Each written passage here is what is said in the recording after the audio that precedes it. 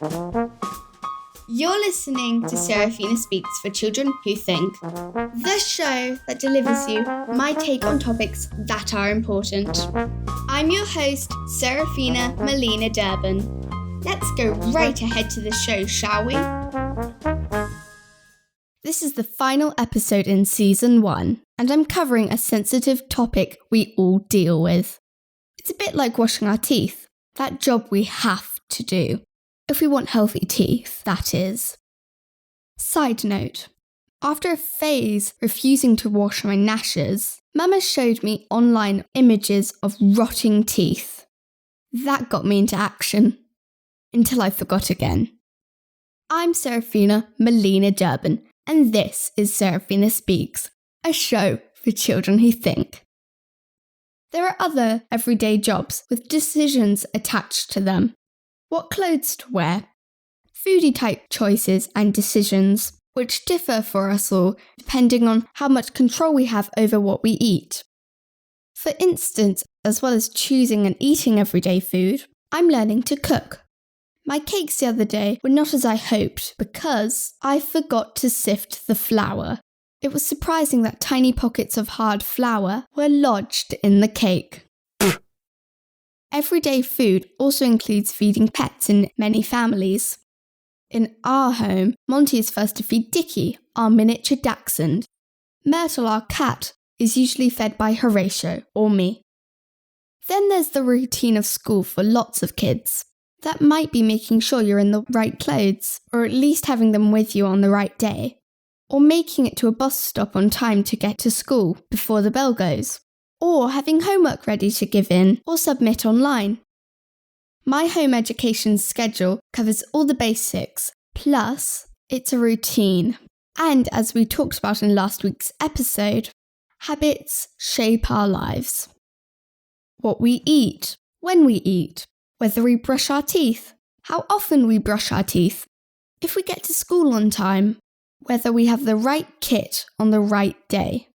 What we focus on to learn, whether we remember to feed our pets, what we wear, when we change our clothes, decisions and habits all the way. Notice I'm not framing these as choices. That's a whole other conversation. Which brings me to the point of today's episode.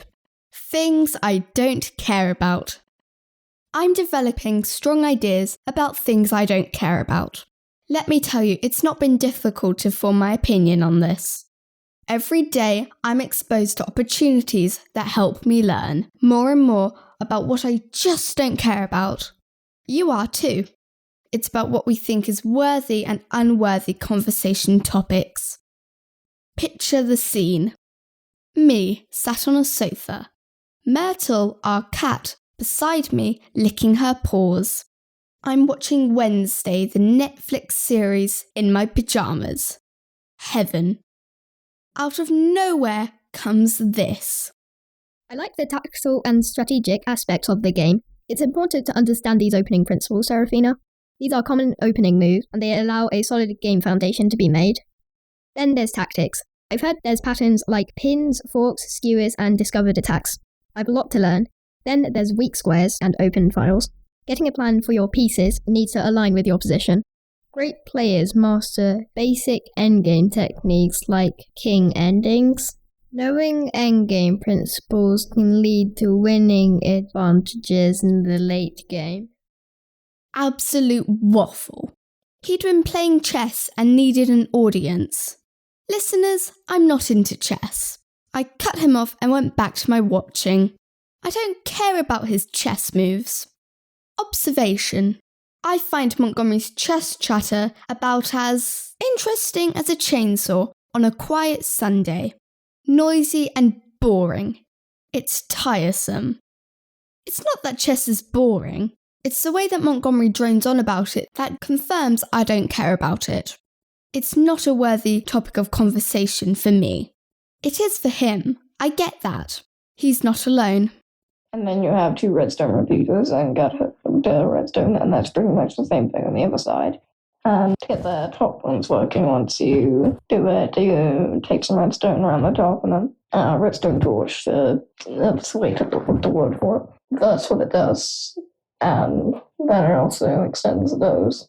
It's a lot more complicated than a normal redstone door, which is very obvious because you'd have like flat wall, and then if you put a redstone door in it, then it could just be like a huge dent in it where the door was. Those make it much less obvious. They just can't tell it's there. If you put some obvious like button or something. Yeah, that's pretty much it. I've no idea what Horatio is going on about. Redstone? Flush? Piston door? I play Minecraft, but please. I don't care about the insides of building a 4x4 whatever he said. The link between these yawn-worthy conversations is that both my trusty triplet sidekicks are droning on about things they are passionate about. Activities that they are not only into, but that they share intricate details on and on and on. I zone out within seconds. It's important to understand these opening principles, Seraphina. These are common opening moves, and they allow a solid game foundation. One of those, it's a lot more complicated than a normal redstone door, which is very obvious. Nobody cares about building redstone piston flush doors and chess maneuvers. Somewhere there must be people that can get into a conversation with my brothers. These people will care about the topics. Listeners, what am I expected to do? Fake interest? Go through the motions, even though it's obvious I find these topics boring? Awkward, isn't it? Other people's hobbies are high on the list of things I don't care about, as they're unworthy conversation topics. You might be thinking, Seraphina, that's harsh. I'm not convinced that hobbies I don't share interest in are conversation topics I should care about. When I'm subjected to dull and self-indulgent droning, I promise I'll do my best to fake interest. Not my forte. Before I share more on things I don't care about, here's info on a podcast I listen to. Ironic, wouldn't you say? This might be a topic you don't care about. Fast forward if that's the case. For those who care, let me tell you about the podcast I've been listening to. For years, I've been listening to the Goodnight Stories for Rebel Girls podcast. The Rebel Girls brand is dedicated to raising the most inspired and confident generation of girls. Their mission is to empower girls to dream big, amplifying stories of real women through books and audio in order to build a more equal world. Girls can and should do everything, they say.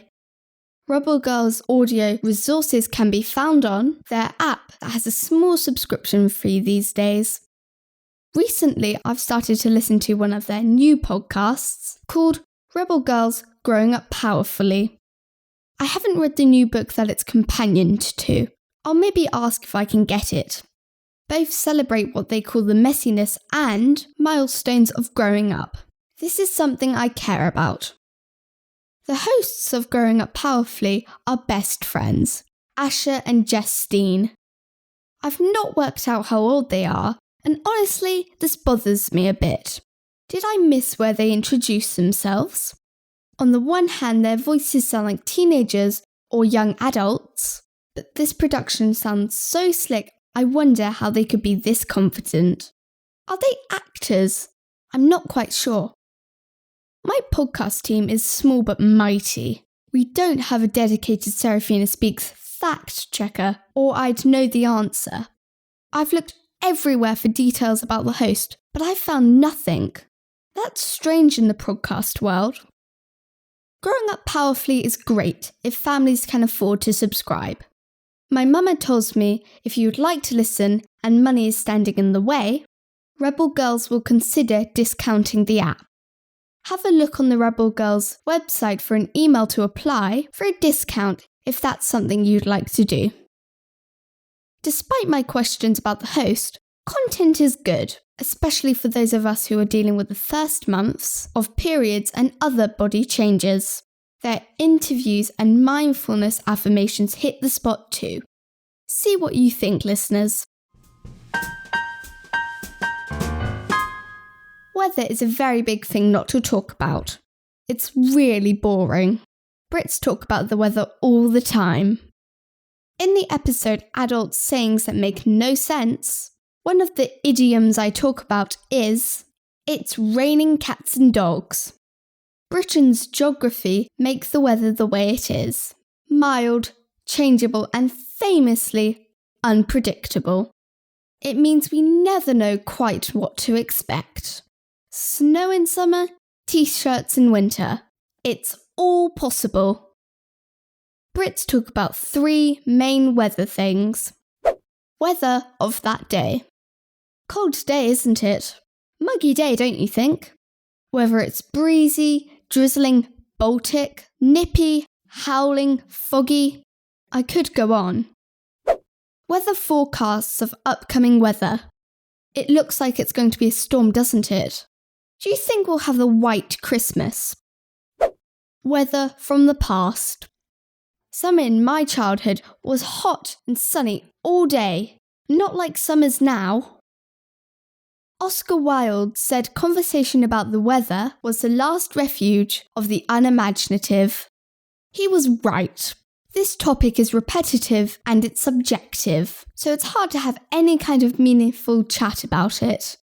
You might say it's a hot day, and even though I only think it's warm, the social convention is we agree with one another. It's small talk on repeat.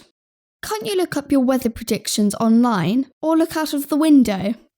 Cut weather chat. I don't care about it. Alright, moving on. I'm wondering what you don't care about in conversations.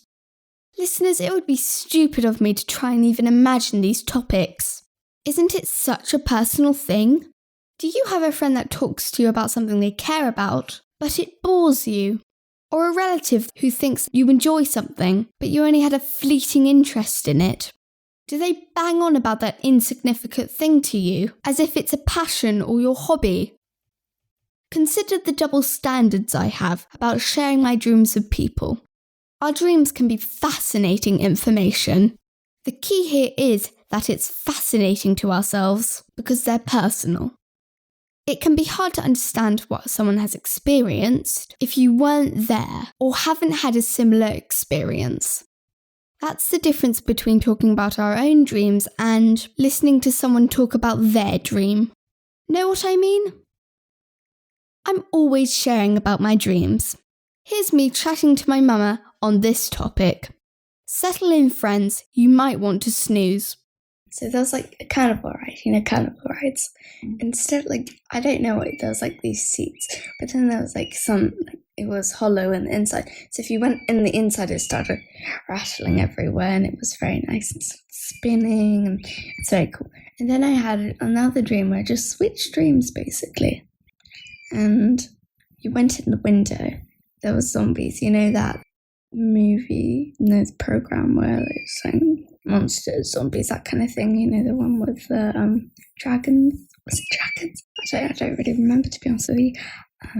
It was that, but these other people, I don't even know what their names were, to be honest, but we were just, and then they grabbed something, it was a hand, and then they started just shouting gibberish, and then it just vanished. And then for some reason it went on to fairies. I don't know why it went on to fairies, but the tiger thing, whatchamacallit? Seek the Tiger, that's it, the cafe. It switched onto that. Just it was different, like a seaside theme, which was very cool. But then there were fairies everywhere, and so how did that switch from zombies? How did that switch from amusement parks to zombies to skeleton hands to fairies? How did that happen? Not exactly thrilling, is it? Best bit was the hawk screeching in the background. This clip is a shortie. I usually share every tiny detail. I stop, start, and try to remember what happened as I retell dreams. As a dream sharer, I'm happy. Even when I don't understand what my dreams are about, I tell them as they're significant in my life. But I expect interest in my dreams. I like to be listened to. Mama does pretty well listening to my dream monologues.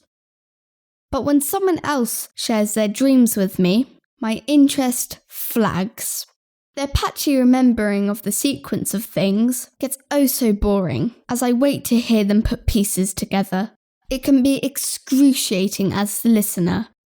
But that's it, we put up with it, don't we? Retelling of dreams is a thing I don't care about, unless I'm the narrator. Can you believe how hypocritical I'm being? Things I don't care about. Other people's hobbies, weather talk, and hearing about dreams. Yet you've just heard me babble on about one of my dreams. We're all boring at times. Mother Teresa, a famous nun and missionary, once said, "We should do small things with great love." She saw this as everyday acts of service. In the end, it's about listening to what the people we love care about, even when it's self-indulgent piffle. Listeners, look out for the behind-the-scenes bulletin episode on this week's topic. My learning, the bits that didn't make it, that kind of thing. Listen into the lowdown. Our next episode will be when Season 2 drops. The Seraphina Speaks team is taking an 8-week break. That's not to say we're twiddling our thumbs.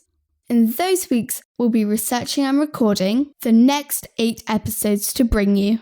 If you'd like to nominate a topic you'd like me to talk about in future, drop me an email at seraphina@seraphinaspeaks.com. Don't forget, if you'd like to join my correspondent team, all you have to do is, first, leave a review for this show on your fave podcast app. Then take a screenshot and send it to me at seraphina@seraphinaspeaks.com. That's seraphina@seraphinaspeaks.com. Then I'll be in touch with you with more info about being on my show. Thank you so much for supporting this show. Remember, smash that subscribe button and tell your friends, family and teachers to listen in too. Till we meet again, much love. Wow, I hope you enjoyed the show, everybody. If you like what you hear, click the subscribe button.